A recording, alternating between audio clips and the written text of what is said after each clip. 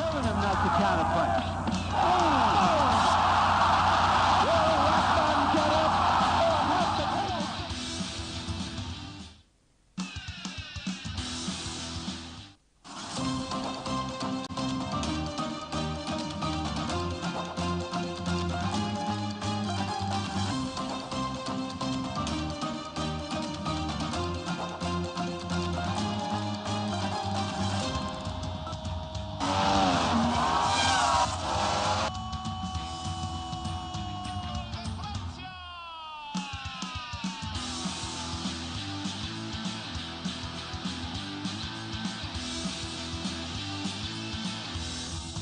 Telling him not to counterpunch.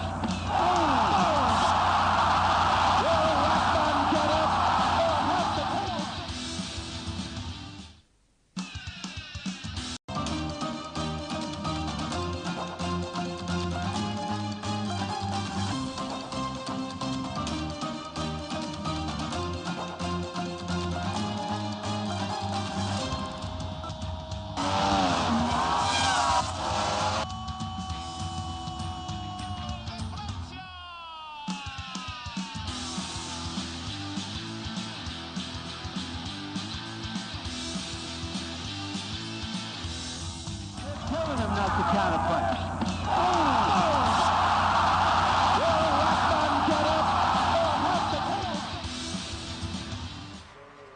Welcome to yet another exciting edition of Sports Talk here on Atlantic Television Network. On this edition of the program, the Tigers takes defeat at the pre-Olympic Games.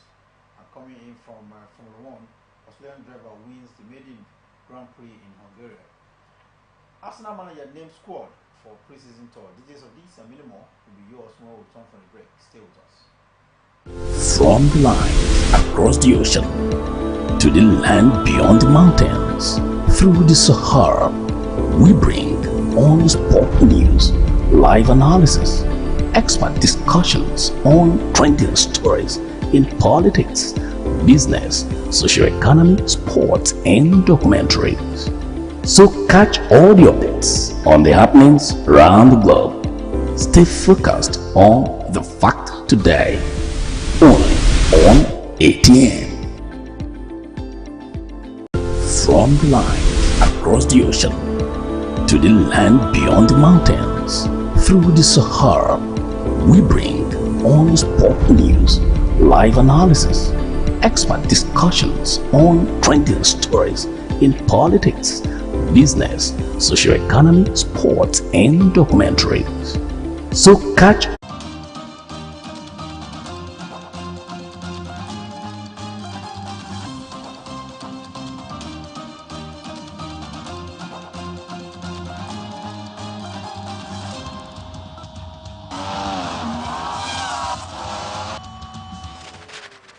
Welcome back. Sports Talk here, and Mike is here. Yeah, good morning, sir. Good morning to our viewers out there. We get started ahead of the Olympic Games. We know now it is just about 4 days to the Olympic Games coming up in Paris, France. And Nigerian sprinter, a member of the women's 4x100 meters team to the 2024 Paris Olympic Games, Justina Akpayeboy, says she's fully ready to make the country proud in what will be her very first appearance at the Games. Yeah, I think for me, taking a look at what she has achieved so far for this season, you may want to agree with her that she has what it takes to also help Team Nigeria, talking about the 400 meter relay. 4x100 meters relay events? Yeah, to achieve their aim, which is going for the ultimate prize, which is the gold medal. And for me, I think if you take a look at the team, I think they've done pretty well so far for this season. She was part and parcel of the same relay team that won the gold medal at the just concluded African Games out there in Ghana. She was also very, very instrumental to the one who finished at Cameroon in June, and was also part of the team that qualified at Bahamas. So for me, I think at her 17 years of age, you may want to say yes, she has actually shown some promises out. And of course, for me, I'm keeping my fingers crossed, hoping that she's going to continue to help the team in this year's Paris Olympic Game to ensure that at least we come out in a flying color. If possibly winning the gold medal wouldn't be a bad idea. But anyhow, it's just 17 years of age, and it looks like she's getting it right at the very young age?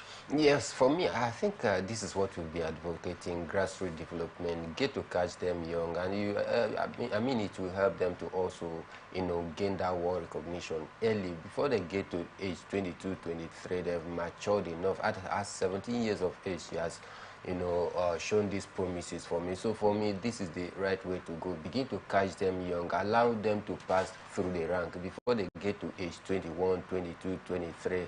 They become world champion. I think for me, it is the right way to go.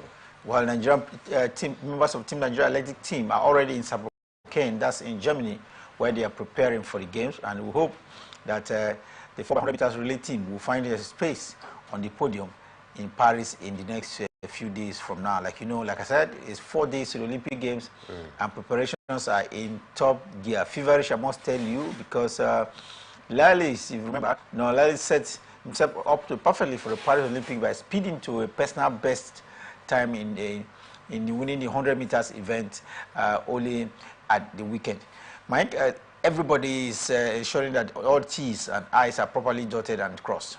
Sure, of course, because the Paris Olympic game is very, very near. Just few days, just 4 days before the official opening ceremony. Every athlete, they are also making a frantic effort to ensure that they are in the top shape before going for the Paris Olympic game.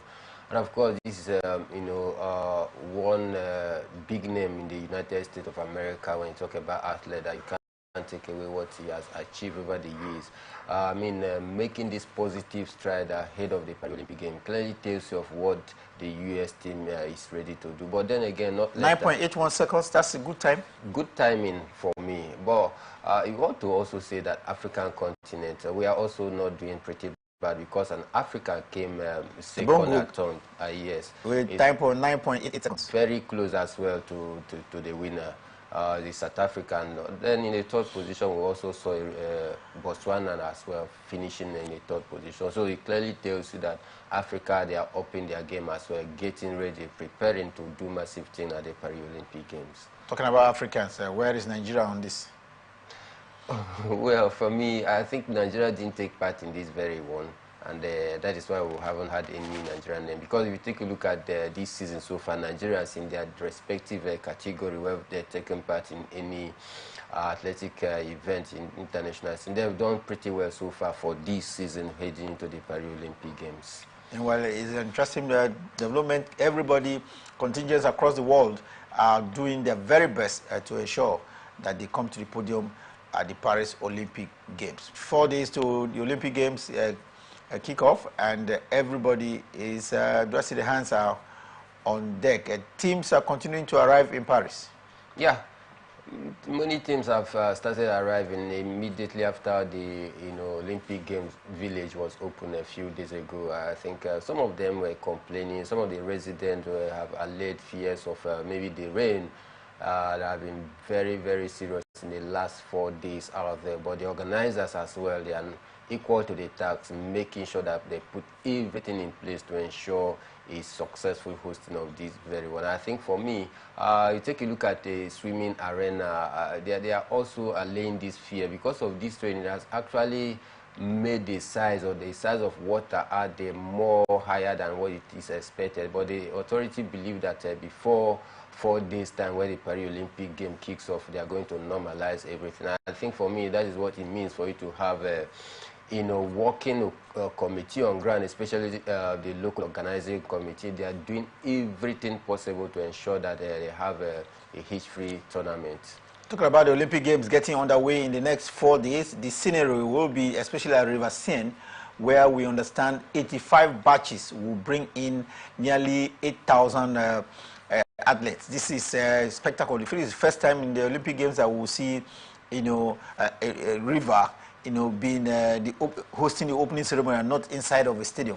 Yeah, I think for me, very magnificent. They are trying to change the narrative, and this is the first time, just like you said, an Olympic opening ceremony is taking place outside, outdoor, maybe like an outdoor event, and that is why the organizers, they were also laying fear about security challenges They were thinking whether to make it an indoor or outdoor, but then the security situation have been able to be put in check properly, and that is why they've decided to go for the outdoor opening ceremony, which for me I think is very massive. Away from the conventional, people need to see something new. These are some of the spices, that keeps Olympic fans or people across the globe, on their foot, not expecting the expected, because when you make it conventional, there is no hype, there is no different thing entirely. So they want to take it a notch higher, try to explore different other options so as to add more spices and variety to the Paris Olympic Games, which for me,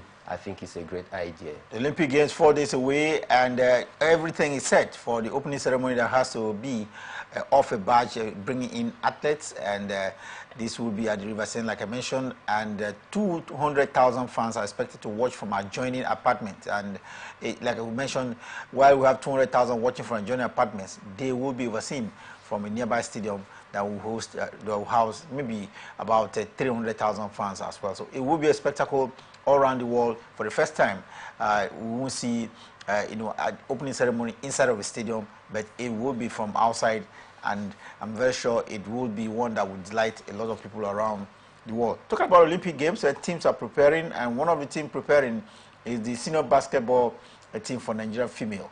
I'm talking about the Tigers. They suffered the second consecutive warm-up game defeat at the weekend. This time around, they lost to Serbia.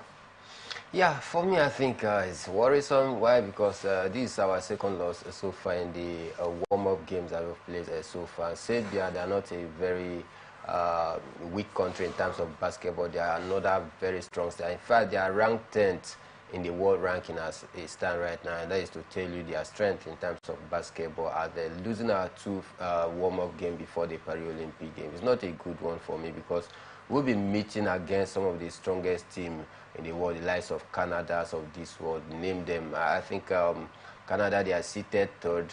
Our next opponent, they are seated 5th and 6th. That is to tell you the caliber of opponent that we'll be facing in this year's Paris Olympic game. And never in the history of the Tigers have we won any Olympic Games out there. I think for me, this time around, let's hope that they're going to surpass their previous mark, because like I said, in the history of the Tigers, we've not recorded a win in an Olympic tournament, especially when it has to do with the female basketball. And losing our two friendly games or warm-up game before the Paris Olympic is a big worry for me, because the group that we find ourselves is a very tough group. Can we even come out alive in that very group? It's still a very big doubt for me. Rene Wakama, the coach of the D Tigers, is of opinion that there's a lot more to learn from the D Tigers, but the team will be ready just before the Olympic Games. They lost to Germany, I think 77-63, and of course another under 10 points loss this time around to Serbia. Like Mike did allude there, these are top basketball playing nations, so not losing by a large margin shows how competitive the D Tigers can be. And of course, who says you don't have to bring out all your flanks in a pre-warm-up game, and let's hope that the surprise will come when they play against France and Canada, teams that are under the top 10 in the world of basketball. But it's getting very interesting. It is not only the D Tigers that are losing in pre-warm-up games. There are other countries as well involved in loss. It's like we mentioned, maybe you don't bring out all your flanks in the pre-warm-up games. Yeah, maybe just maybe that is the reason, because you don't give out your best, and maybe more like 100% output out there, because some of them might be very, very cautious about their performance out there, because none of these players want to sustain injury, especially when you have less than few days before the official tournament kicks off. You don't want to get injured, because doing so means that you are not going to be part of the Paris Olympic game. After much preparation, you just discover that a few days before the game, you've been pulled out of the competition, cost of injury that you sustain in a warm-up game. So for me, I think that is one of the reasons why I thought that the players took their foot off the gas, and that is why we were able to lost that very one. But that is not an excuse for me. But then, you know what it is, when you get to any competitive game, you always give out your best. So for me, let's just keep our fingers crossed, hoping that the 4 times Afro Basketball champions here in Africa, led by no other person than Rena Wakama, we will be able to bring our A game to bear, because I take a look at their preparation so far for this year's Paralympic game. I tell you, there is a cordial relationship among the coach and the players, and for me, I think Rena Wakama knows how to get the best out of the crops of players that we have. And we have players that have been playing regularly and consistently for their club side, so far this is the likes of Ami Okonkwo, them and the rest of the players. I think they've done so far good in their respective club side so far this season. So for me, I'm believing that Rena Wakama, with the determination of the girls, they are definitely going to go out there and prove a point to the world. The Tigers could have lost 2 pre-warm-up games, but that reason to lose hope. According to Mike, there is a lot more to come from this team, especially as we approach the basketball fixtures at the Olympic Games in the next couple of days. After all, she won the Afro Championship from first calling, and she could as well spring a surprise at the Olympic Games. Let's stay away from that. Now I'm bringing you some cricket news, and where the Nigerian Cricket Federation is very hopeful that the national under-19 team for boys and girls will pick their respective World Cup tickets as they begin their qualifiers in the next 5 days or so from now. Mike, is it possible that the under-19 for boys and girls in cricket here in Nigeria could be at the World Cup after winning qualifiers? Yeah, there's the possibility. There is a game of sport, and in any game of sport, you can't actually rule out any team at all, because surprises are bound. And of course, you take a look at the development of cricket here in the country over the last 2 years, we say yes, there is positive to take home. And for me, this under-19, taking a look at their preparation so far in the last 2 weeks where they've been in camp, I will tell you for sure that they will have what it takes to pick one of the tickets and qualify. But then after picking the ticket, it goes beyond picking the ticket. It goes beyond you going out there to the world to make a mark, not just going out there to make a number, but also to vie for the ultimate prize. But then it starts by qualifying first, and I think we have what it takes to get a qualification ticket. In the next few days, we expect the under-19 boys and girls in cricket here in Nigeria to storm Tanzania and Dar es Salaam to see how they can get the 2 available tickets, both for male and female, in cricket under-19. Let's wish them the very best of luck. From cricket, let's look at some latest happening in the world of handball, where the shooters, the COSR shooters, have been crowned champions for the 2024 National Division 1 Handball League here in Nigeria for the male category. I understand that the team beat Osun United 21-16 goals in the final of the men's category, played at indoor sports halls of the Samuel Saibovo Stadium in Benin City. Yeah, a very impressive one for them, for the COAS shooters. I think this is a team that was relegated about 3 years ago. Yes, I think they made their statement of intent, especially in the first day of the competition, where they actually hosted their opponent by 25-16 out there. That is the very point they started making the statement of intent that they want to gain that promotion. And for me, they did that in a grand style. A massive victory for them. A team that also, you will not say this that... is the chief of the Army staff team, right? Yes, chief of the Army staff team. And according to their management, they would have been very disappointed if they did not get the promotion, looking at the effort that they put in so far. And of course, for me, they are no newcomers, because they've been there, got relegated 3 years ago. So I think they were able to build on their old experience and get the better of their opponent. And for me, it's a big congratulations for them. Congratulations to the Chief of Army Staff handball team there for winning the National Division 1 League here in Nigeria. Let's get you some latest happening from the world of squash, because the 2024 Prime Atlantic Squash Open game came to a thrilling end at the weekend with the under 16 and senior categories of the male and female event. Nigeria's top-ranked player Gabriel Olufumilayo defeated Sam Okende 3-0 in the male's final to win his very first tournament, while defending champion Rofio Abdulaziz got the better of Rafael Busayo Olatunji by 3-1 in the women's final. Squash, not very popular, but gaining grounds. Definitely not one of the popular sports here in this part of the clan, but then I think we are also doing put in our effort to ensure that at least we make it, even if not popular, but at least that we are able to compete favorably well against other teams out there, and that is what it means. But then, I think for me, if more painstaking effort is taken and as well the pragmatic step towards developing this, but we can even make it popular, as well. But then, do we have what it takes? Do we have the willingness to do that? I think that is where the problem is. Before you could say that a sport is very popular, there must be people who is appointed at the end of affair, their readiness and willingness to ensure that they develop such sport. If not, you will remain at the backside of the sport where we don't get to make any major impact in any international organization. But then that is not to take away the fact that they are also doing everything possible to ensure that at least the sport gain popularity. Well, let's hope that the squash, especially the Squash Federation of Nigeria, will do everything to ensuring that it is very popular, because this is a game that features two, and facility should not be so much of a reason why we don't have it played across the country. Let's get to tennis now. Talk about tennis reminds me that Rafael Nadal's bid to winning his very first title this year suffered at the very final at the Swedish Open. Mike, what could you have been responsible for this? We thought he was just going to wrap this one up just before going to the Olympic Games, but Nuno Brooks had a different idea. He ended 6-3, 6-2. Yeah, for me, I think for Rafael Nadal, he's done pretty well.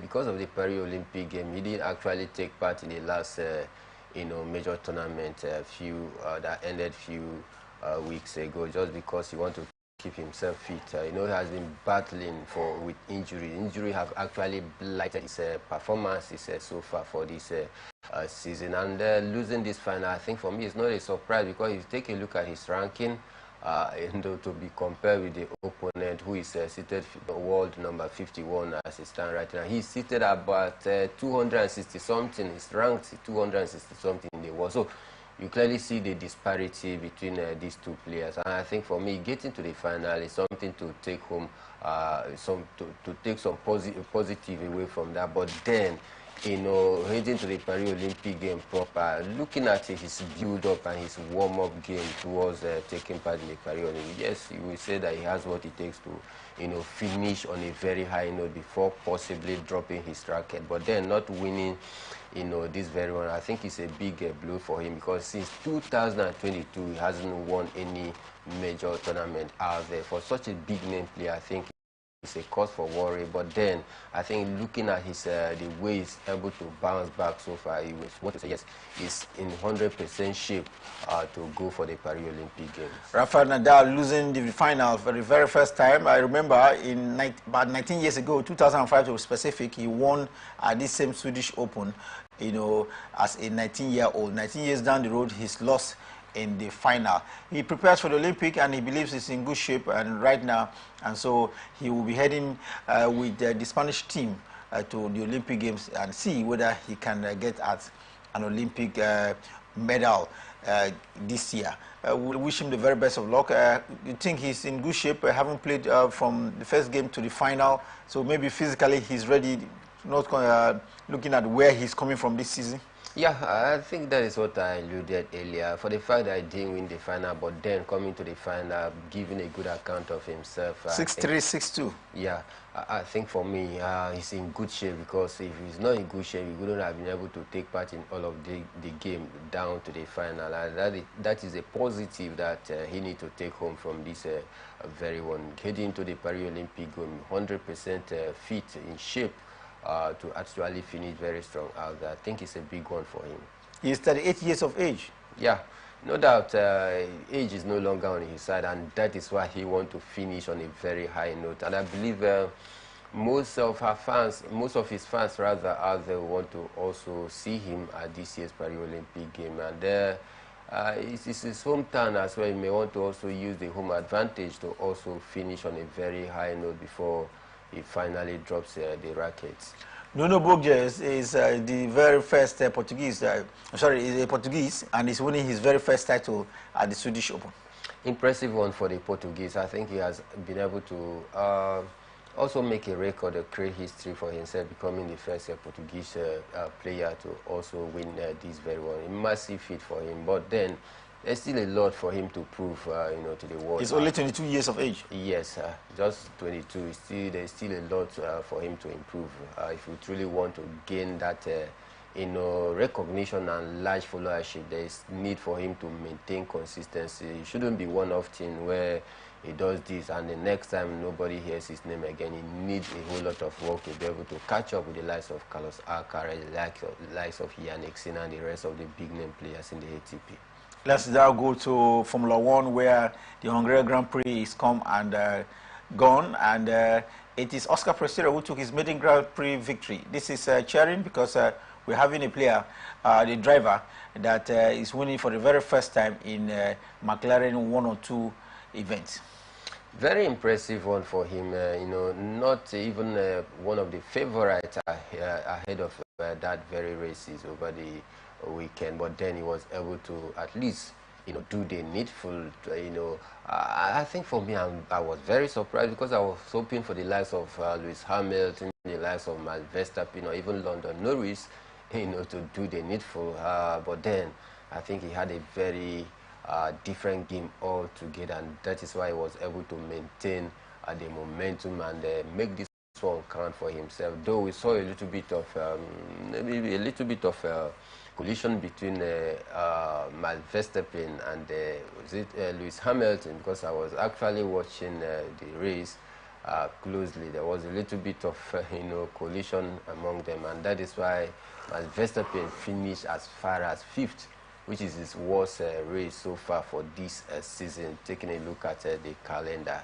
But then I think it's a big victory for the McLaren driver. Talking about McLaren coming 1 on 2, Oscar Piastri got the very first position there. Then the second position on the podium went the way of London Norris. Of course, he's another McLaren driver. Meanwhile, Lewis Hamilton continued to improve on his standing this season. This time around, he had the third place position on the podium.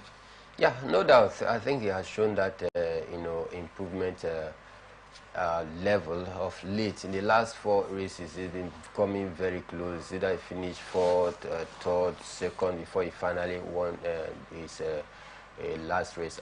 So for me, I think I see positivity. Before the start of this season, actually, he made a very emphatic statement that he's going to give his all for the Mercedes before leaving this Mercedes company to 2025. I think for me it's about professionalism. He wants to finish very high so that we ensure that whatever legacy that he has created for the Mercedes will not be rubbish. He will maintain it, and that is for me very, very professional of Lewis Hamilton. Lewis Hamilton trying to end it on a high with Mercedes. Of course, he will be moving to yet another franchise at the end of this season. So congratulations to the winners there, McLaren drivers 1 and 2, and Mercedes driver Lewis Hamilton in the top place podium there at the Hungarian Grand Prix. Now let's go to golf. And talking about golf reminds me that the T152 Open Championship has come to an end with the new winner, Xander, has emerged as the winner there. This is cheering at an impressive 2-shot win at the 152 Open. Very impressive for Scheffler. I think he's made a statement of intent so far this season, and they become the first player after a long while, after the likes of some other big name players to win it. McEnroe. Yes, to win a double in the same year, winning the ATP and also winning the other. I think for me it's very impressive for him. He actually created and set a record for himself that will be very, very hard in the future for many players out there to break. I think he has shown that consistency so far this season. He's been able to at least make his mark, and they're still going, because listening to him shortly after the game, he was saying that, he's just beginning, that he has not done anything that he truly want to continue to improve. I want to dominate the world of golf for a quite long time. I think for me, this is a statement of intent for somebody who want to also continue to reign supreme when you talk about the golf world out there. Big congratulations to him. Well, talking about Xander there, he's actually the 6th golfer to win the first 2 majors you know, in the same year, with Tuli High won the PGA earlier on, now adding the T152 Open to it, and this is also the sixth to win the PGA Championship and the Open. And in the very same year, I think the last person to do that was Tiger Woods. Tiger Woods, yes. So with that clearing joy you can see clearly on your screen there, is one that has delighted Xander, and this he did under 6 under 52, and that's quite a good a post, if I must tell you, because as a golfer, posting 6 under 65 it really becomes very big, and I'm sure in the days ahead he will be enjoying that clearing jog that has come to him. Definitely, it's no mean feat to win 6 out within the space of 50-something minutes. I think it was a massive display, classical of such a great player of him. I think for me, consistency is the key word, and I believe that he will continue to maintain this momentum going forward. It's no mean feat. We need to give him his flowers for what he has achieved so far this season. Talking about golf and Americans, I think this is the 6th time we've seen Americans win all 4 majors in the year. Yeah, I was actually following some histories out there. You know, I never wanted to delve into this angle of history, not until you bring it right now, just because of limited time. But then it looks as though the Americans, they've actually make golf their mainstay, one of their major sports out there. You talk about you know, athletics out there. You talk about golf. I think they've actually been making statement of intent. About 4 or 5 of their players have also, you know, each their name in the annals of history. I was just going through history a few hours ago, and I tell you, it looks as though there is this deliberate plan towards always producing another star. Every time that one goes down, there is need for them to find another star to replace the next champion. I think for me, it is more like an intentional plan for the Americans. I think this is what some countries need to do. There are certain sports that you must say, yes, this is my area of comparative advantage. No matter what happens, we must always find a replacement for the outgoing stars. And that is what, you know, some of the countries lack here in Africa. We don't want to prioritize a special kind of sport, except for the Kenyans, where you say, yes, maybe long distance race, Kenya, Ethiopia, and this will quickly come to your mind across the world. Then maybe hockey, talk about the South Africans. The exception of that, which other African country that you say, yes, they've prioritized, you know, in making a particular sport their major stay. And that is another big challenge for the country called Nigeria. For the U.S., I think it's a deliberate plan towards continuing producing some great players in the world of golf that will continue to, you know, do the nation proud. Well, time for us to take a break. When we return from the break, we'll go into the ever-busy world of football, where there's been some transfers. You are aware this is off-season across board, and players are moving, coaches are moving as well. We'll bring you reports of some of the latest movements around the world of football when we return from the break. From the line across the ocean to the land beyond the mountains, through the Sahara, we bring on sport news, live analysis, expert discussions on trending stories in politics, business, socio-economy, sports, and documentaries. So catch all the updates on the happenings around the globe. Stay focused on the fact today, only on ATN.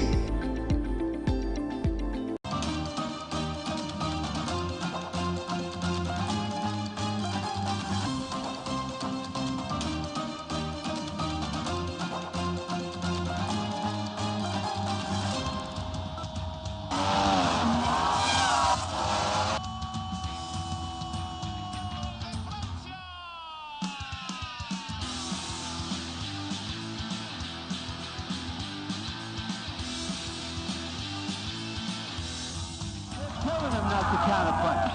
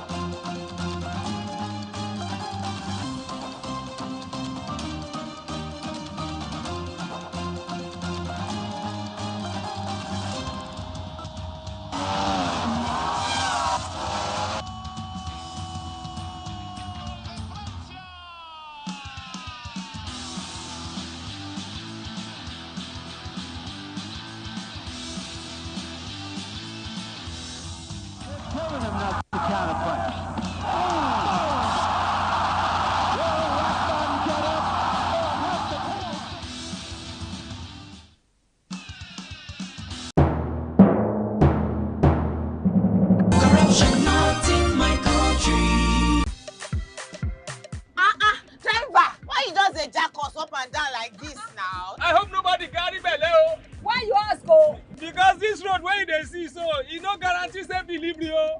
We just dey vote for government, but we not get good governance. At all. Road so e no dey. Light o usai. The infrastructure nko e come turn to be forbidden fruit for the city. Corruption, spoil everything.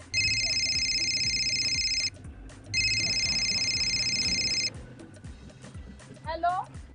Hello, madam. Good afternoon. Good afternoon. My name is Mrs. Ayeni. I am calling from the Ministry of Humanitarian Affairs. Okay. Okay, I've been expecting your call. Madam, remove this your phone from loudspeaker. No vex, now my phone be like that. Hello? Are you there? I hear, I'm hearing you. Yes. We saw a copy of your invoice for computers, printers, and laptops. Yes. Are you working on them now? Ma, the prices you quoted are way too high now. Madam, sorry, please don't cost. We found the laptop you said is 1.8 million naira for 600,000 naira. Hello? Now my body network there. I can't hear you. Network is bad. Madam, we can hear you. Continue. Hello, I can't hear you. I will call you back. Their behavior not good now. Madam, now this kind behavior they kill our country. You suppose do things differently, make Nigeria for better. Corruption not in my country. This message is brought to you by the Akinfade Foundation, the MacArthur Foundation, and with broadcast support from Atlantic Television. Welcome back. It's Sports Talk here on Atlantic Television Network, and we've told you about how Team Nigeria is preparing for the Olympic Games, especially the Tigers who have lost two in pre-warm-up, but margins are close, and so it shows how competitive the Tigers can be. And we told you how Xander is now the new winner of the T152 Open, combining it with the PGA, emerging as the sixth player to winning the two at the same time. Americans are continuing to dominate in golf around the world. Let's bring you some latest happening around the world of football now. We'll start with transfer. We understand Okeke is now formerly in the books of Sokoto United, has joined a Premier League side. Yeah, very good shortstopper. I think for me, other clubs were also vying for his signature, but then I think he has moved to Canopilas. Yes, he's been able to make his choice. Then let's hope that he's going to give the number one choice goalkeeper out there a run for his money, because there will be alternating according to the coach. He's been eyeing this goalkeeper for quite a long time, and he's very happy that they got him. So for me, I think it's left for him to prove his worth out there to compete against the number one, if he can be able to at least make his statement of it. Though not a newcomer in the league, he's been there for different clubs out there. He's a very, very good goalkeeper. Very good goalkeeper in KK, moving from Sokoto United to Kano Pillars, and Kano Pillars definitely is a team that should give him a lot of exposure in the course of the season. It's a Premier League side here in Nigeria and has a rich tradition and followership as well. Across Europe, is there any major transfer, Mike? Yeah, I think it's just Manchester United have been very busy in the transfer market, gotten the likes of Lenny Euro, Joshua Zexi, and also going for Emmanuel Ugarte, the Paris Saint-Germain goalkeeper. But also forgetting that, Arsenal, they are also pushing to see if they can get the services of defender. Yes, the Bolognian defender who did pretty well for his side in the just concluded Euros. We also hear that Paris Saint-Germain is tracking down on Victor Osimhen. We hear that they've actually reached a personal agreement, but just left to sort that one out with the Napoli authority.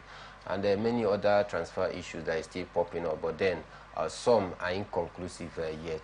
Talking about inconclusive deals in the across Europe, we understand that Donnarumma, the goalkeeper for Paris Saint-Germain, could be moving across to England. Yes, he could be moving to Manchester City, where we understand Ederson wants to move to Saudi Arabia. Yeah, the Saudi authority, they are trying to get some of the key players, across the globe to also boost out their, league out. And we understand that they are going for Ederson. And for me, Manchester City need another goalkeeper to also replace him if he's going. And Donnarumma is not a bad goalkeeper at all. He's a very good goalkeeper, which I think is going to fit into the philosophy of Pep Guardiola, because you know Pep Guardiola always loves a ball-playing goalkeeper. You should be good on your foot and also good with your hand, and that is why they are going for Donnarumma, because he serves is very, very right on time, and he knows how to give some of those short passes, which has become the norm of this present-day footballing philosophy for most coaches out there. They always want to get a player, or rather a goalkeeper, that can also, you know, play and very comfortable with the ball on his feet. Well, let's still bring you one or two more stories concerning transfers. We understand Hojbjerg of Tottenham Hotspur could be moving to the French league. Yeah, just maybe a little small delay right now. If not, that deal should have been wrapped up by now. With Olympique Marseille? Yeah, with Olympique Marseille, and Hojbjerg has given his green light as well, and Tottenham are already looking for a replacement for him. So it's just a matter of maybe hours that deal will be definitely confirmed. And for the Olympique Marseille side, they are building a very, you know, formidable structure after Roberto Di Zerbi, you know, when I think he's trying to get most of these English Premier League players to add to their rank. They are also going for Edin Ketia as well, and other players, you know, in the English Premier League. So for me, take a look at their transfer policies so far for this season, since Roberto Di Zerbi took over the helms of affair. I think he want to say yes, they want to also bring most English Premier League experienced players out, and that will also help them to fight for the League One come this season. Movements across Europe and in Nigeria. We'll bring you more of that on our program Sports Extraordinary at 6 p.m. Nigeria, but you can be assured that there's a lot of deals going on here in Nigeria and across Europe for players movement from one club side to the other. We'll definitely keep you posted on Sports Extraordinary, 6 p.m. Nigerian time here on Atlantic Television Network. But meanwhile, after several years of absence, Nigeria's Super Sand Eagles has finally returned to international football. Yes, the President Executive of the Nigerian Football Federation has decided to reinstate the team, and of course, they entered for the 2024 Beach African Nations Cup qualifier. This is cheering news. Very cheering. They did not just return, but they return with a bang. I think making a very good statement of intent out there, telling the world or the Africa as a whole that they are back. I think for me it's a very cheering one. Let's hope that they will continue to improve and continue to get this kind of a positive result. 5-4 ended in no-cross scored. That's the match between Nigeria and Mauritania. It was a close encounter, keenly contested encounter, but then we came out top in that very one. And if you take a look at the fact that we've been away from the game for a quite long time, we also give you know, the players and their coaching crew at least their own flowers for doing pretty well, because having been away for any major active competition, that should have been able to count as a disadvantage for them. But then they did not look at that they were also able to at least up their ante, make sure that they finish you know, very strong, gaining victory in that very well. I think it's a positive you know, one for us. Very positive that is the Super Sand Eagles of Nigeria, the Beach Eagles, won in their very first game against their counterparts from Mauritania. 5-4 ended at the weekend. Talking about the national team of Nigeria reminds me of the Super Falcons. They are built to be part of Team Nigeria going to the Olympic Games. But barely 4 days to the opening of the game against Brazil, the registered squad number for the team has been confirmed. So each of the players know the number they will be wearing at the Olympic Games. Yeah, for me it's more like traditional rights, where a team heading for any major competition every season they try to reshuffle their, you know, squad number as well, because there are some players that have been very instrumental for the team that are not going for this very one, and there's need for that reshuffling of numbers. The likes of Asha Plumter won't be there. Somebody needs to take her jersey number and all of that. So for me, it's just the normal tradition out there. Talking about normal tradition, Assisa Oshola will wear jersey number 8. Yeah, traditional of her, because she always loved that jersey number 8, and that is why I think she's not changing it at all anytime soon. I think for me, most of our key players, they've actually retained their squad. Talking about key players, Osinachi, the goalkeeper for the team, will be wearing jersey number 16. Yeah, jersey number 16, because Chiamaka Nnadozie is arguably the number 1 in the team. Also have the likes of Nico Payne retaining her number 10, Rashidat also retaining her number 15 as well. the Penn sister also maintaining her number 7 position. I think for me, just a normal thing. But the iconic numbers still remain to the bearers, the likes of number 10, number 7, number 8. I think for me. So, like I said earlier, I think it's just the normal tradition. Talking about normal tradition, teams that are on holiday before the season gets underway, they will always involve themselves in preseason games. This time around, Arsenal Football Club of England are having their preseason tour in the United States of America, and the coach of the team, Mikel Arteta, has named a squad for the US tour.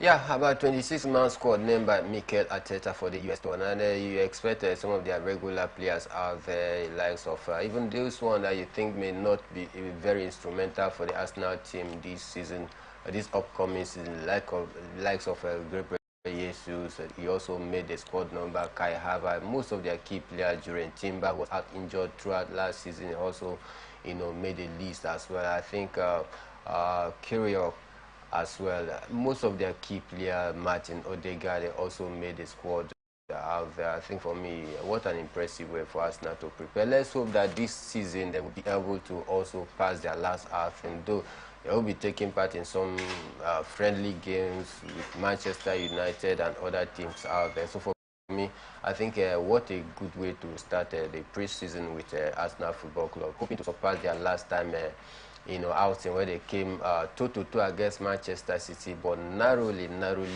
missed winning the league last season. Let's hope that they can also contend again this season, not just contending, but at least make this one count, because it's been a while that Arsenal fans, have been waiting where Arsenal will definitely lay their hand on the EPL once again. Talking about Arsenal in the US tour, emphasis or that's attention will be on the Trippier, the man who was away from the whole of last season. Just a fresh player in the squad. He plays on preseason games, and in the very first game of the season, he got injured and was out of it completely.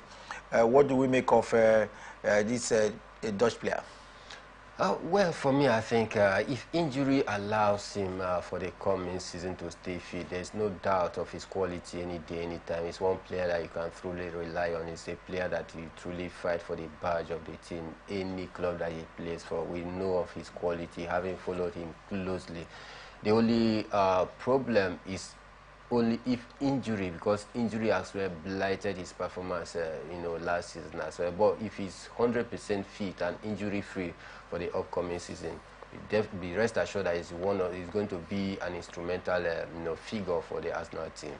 While still talking about movements around Europe, we can tell you that Paris Saint-Germain right now are not having a good time with Lyon because they have actually threatened the owner of Lyon FC of England, of France, with legal action unless he stops what the French champions feel are defamatory and damaging to the team.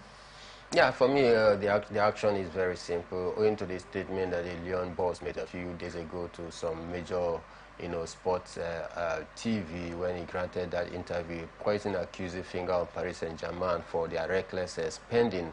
According to him, it's more like a money bag trying to hijack every day just because of their large amount of money that they boast of, and Paris Saint-Germain authority, that they are not taking that very lightly. They feel that for them it's a slap on them, a dent on their image and a defamatory statement, and that is why they are calling him to pull such statement out and possibly apologize to them, because according to Paris Saint-Germain authority, they have not faltered in any way. If not, the financial fair play rules or UEFA could have come strong against them, and that is why they feel it's more like an insult to them.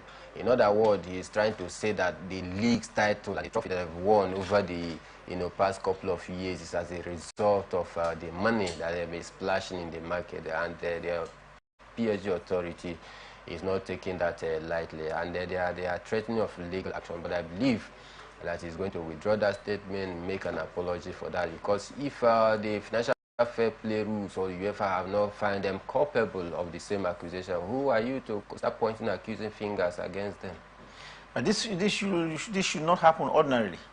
Yeah, something led to something. That is why I tell you, when he was asked the reason why Paris Saint-Germain had been so dominant and his team is not contending for the title, he has no other answer that to say that it's because of the, financial muscle that, jealousy coming in here or what?